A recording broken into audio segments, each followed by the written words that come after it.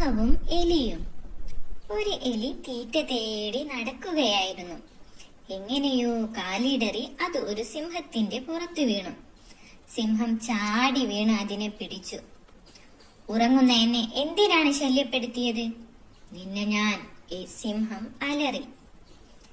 എലി പേടിച്ചു പോയി. അവൻ കരഞ്ഞു പറഞ്ഞു, അരുതേ, എന്നെ ഒന്നും ചെയ്യല്ലേ, അറിയാതെ പറ്റിയതാണ്. എന്നെ വെറുതെ വിട്ടാൽ അതിനു പകരമായി ഞാൻ എന്ത് സഹായവും അങ്ങേക്ക് ചെയ്തു തരാമേ. അത് കേട്ട് സിംഹം പൊട്ടിച്ചിരിച്ചു. ഹാ, ഇത്തിരി പോന്ന് നിനക്ക് എന്നെ എങ്ങനെ സഹായിക്കാനാകും? പോ, മേലിവിടെ കണ്ടുപോകരുത്. സിംഹം എലിയെ ആട്ടിയോടിച്ചു. എലി ജീവനും കൊണ്ട് ഓടി രക്ഷപ്പെട്ടു. ദിവസങ്ങൾ കഴിഞ്ഞു. ഒരു ദിവസം എലി തീറ്റ തേടി ഇറങ്ങിയപ്പോൾ സിംഹത്തിന്റെ ദയനീയമായ മുരൾച്ചയും കരച്ചിലും കേട്ടു. അന്വേഷിച്ചു ചെന്നപ്പോൾ കണ്ടത് വലയിൽ കുടുങ്ങിക്കിടക്കുന്ന സിംഹത്തെയാണ്.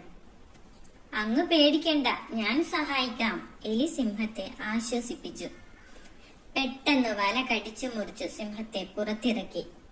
സിംഹത്തിനു സന്തോഷം അടക്കാനായില്ല. സിംഹത്തിനു നന്ദി പറയാൻ വാക്കുകൾ മതിയായില്ല.